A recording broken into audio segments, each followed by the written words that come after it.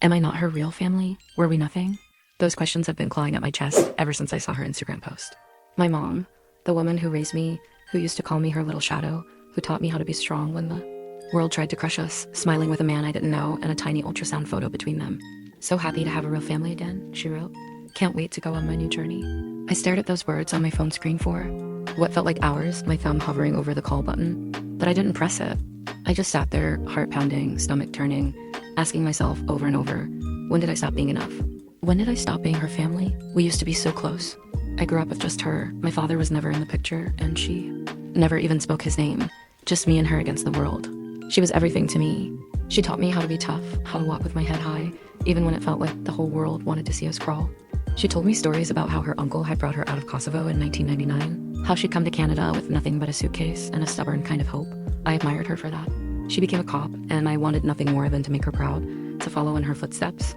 And for a long time, it felt like I was doing everything right, but then I went to university, and things changed. It started small. She didn't like the girlfriends I dated, called them distractions, said they didn't respect me. She criticized my choice of university, told me I should have stayed closer to home. When I got a co-op term at a prestigious company in Vancouver, she hated it. She said the company was unethical, said she didn't want her son working for those kinds of people. And maybe she was right, but it was an incredible opportunity and I couldn't pass it up. She told me flat out not to take it. I took it anyway, and that was the end of us. She told me not to come home anymore. I had nowhere else to go, so I moved in with my great uncle and his son. It wasn't easy, but at least they were kind enough to take me in. We didn't talk for months. It felt like a piece of me was missing. Then, out of the blue, she sent me a chain message on WhatsApp. No apology, no explanation, just one of those cheesy forwarded messages about good luck and blessings. I didn't know what to make of it, but I responded anyway.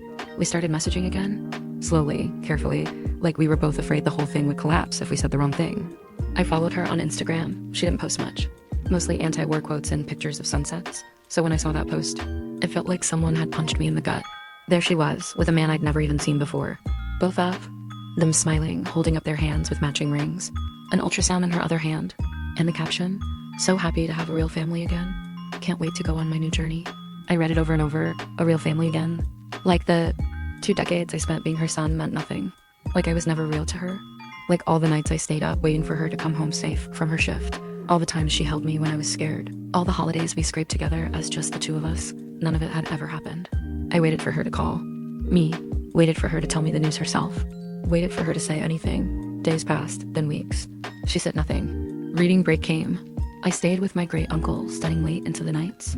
At the end of the week, she showed up at his house to pick something up. I didn't even know she was coming. I heard her voice from the other room, laughing, chatting with my uncle like nothing was wrong. And then she saw me. Her face lit up, and she walked over like no time had passed. Look at you, she said, my handsome boy, almost graduating. I'm so proud of you. I just stood there, staring at her. She still didn't say anything about the engagement, nothing about the baby. Like the post didn't exist. Like I hadn't seen it. Like I didn't matter. Something inside me snapped. Don't bother coming. To my graduation, I said. Her smile faltered. What? Why would you say that? Go back to the family you replaced me with, I told her. And then I walked out. Didn't even wait to see her reaction. I stayed gone until she left. Later, that night, my uncle told me she cried after I left. Said I'd hurt her. Said I was an asshole for saying what I did. Even my great uncle told me I should have handled it better. And maybe they're right. Maybe I shouldn't have said it like that. But what was I supposed to do? Pretend it didn't hurt? Pretend I wasn't angry? Pretend it didn't feel like she'd ripped my heart out and handed it to someone else. Now everything's awkward with my uncles. They don't say it, but I can feel it. They're disappointed in me. And yeah, I feel bad.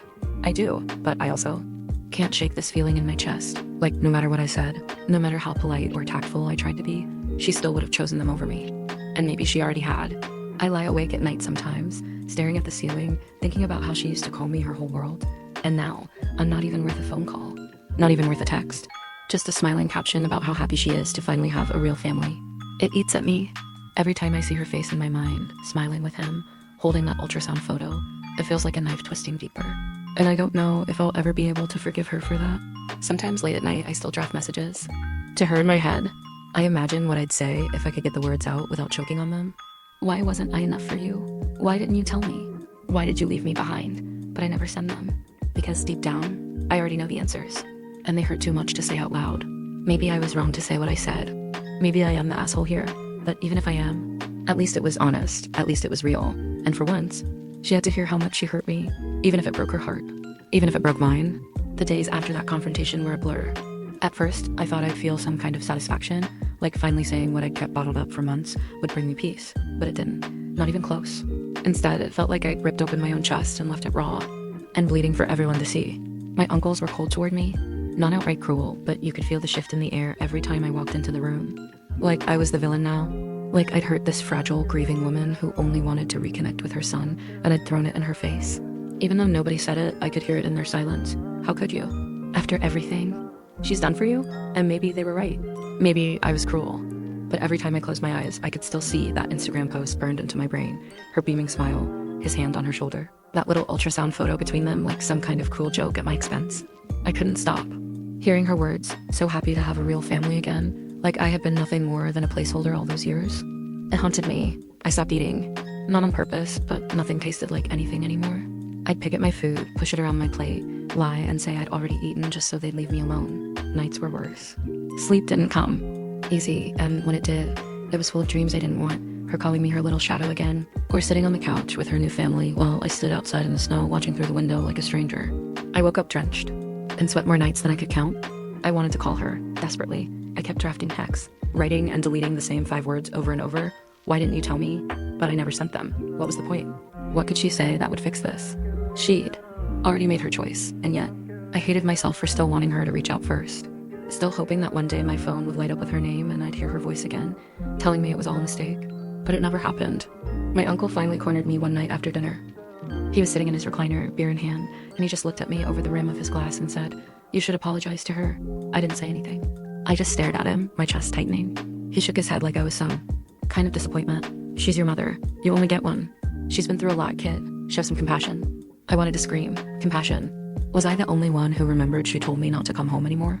That she cut me off for trying to build a future for myself? That she never once picked up the phone to tell me she was getting engaged or having another child? I wanted to tell him all of that, to lay it all out and make him understand why I couldn't just smile and pretend like nothing happened. But I didn't. I just sat there, staring at the floor, feeling the heat rise in my cheeks and the sting. In my eyes, "You don't understand," was all I managed to say, my voice cracking. He just snorted and turned back to his drink. "You're right," he muttered. "I don't." And that was the end of that. I went to bed early that night. But of course, sleep didn't come.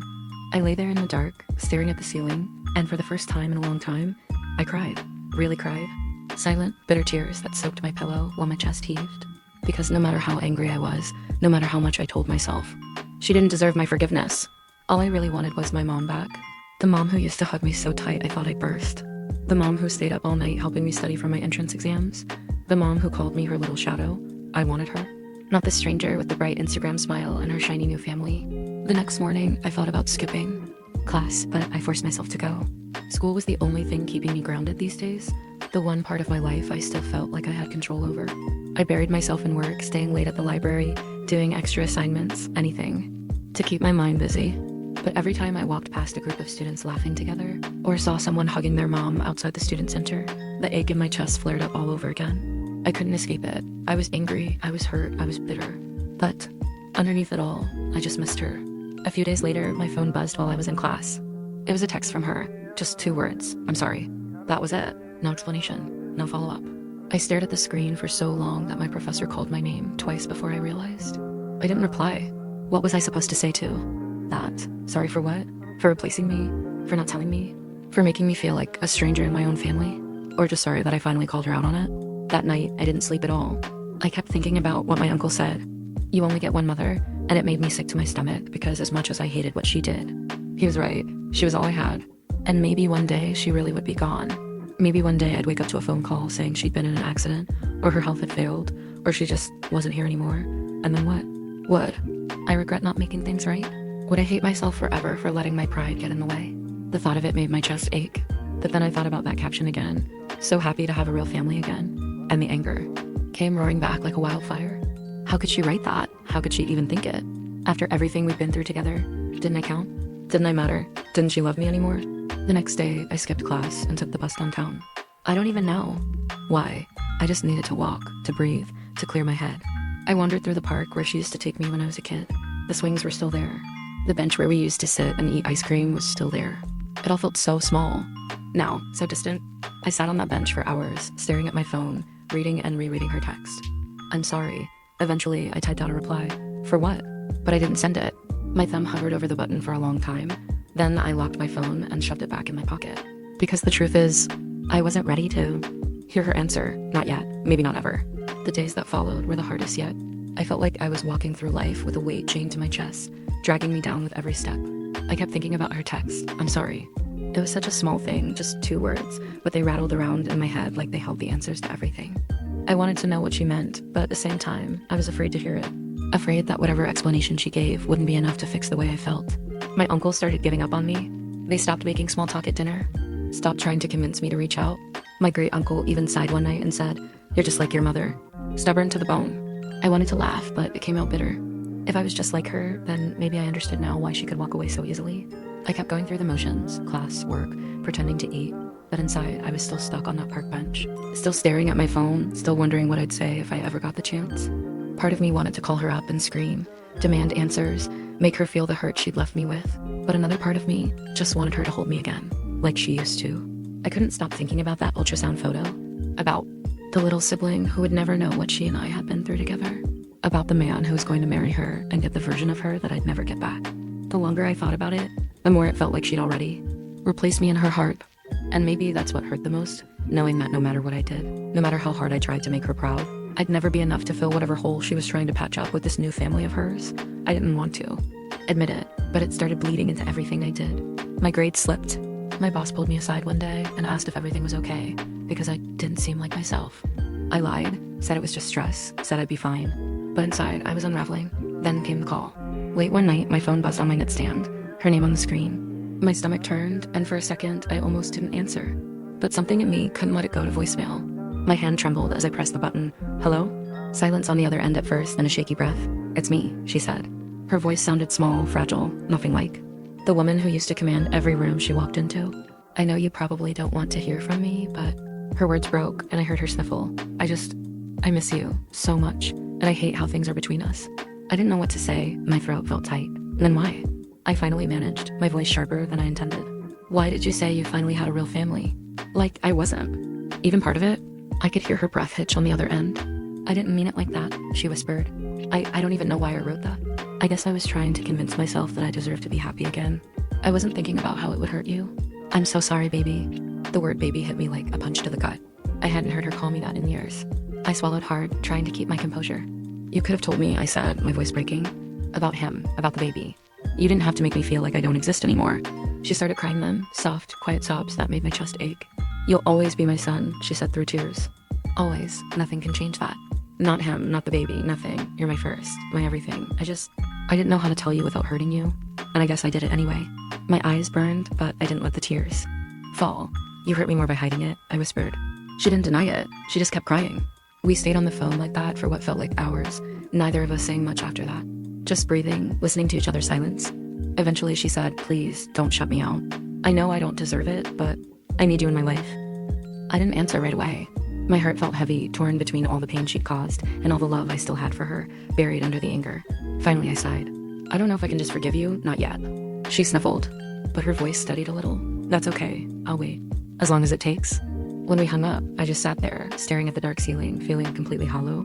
But at least now I knew she still cared. The next morning, I woke up to a long text from her.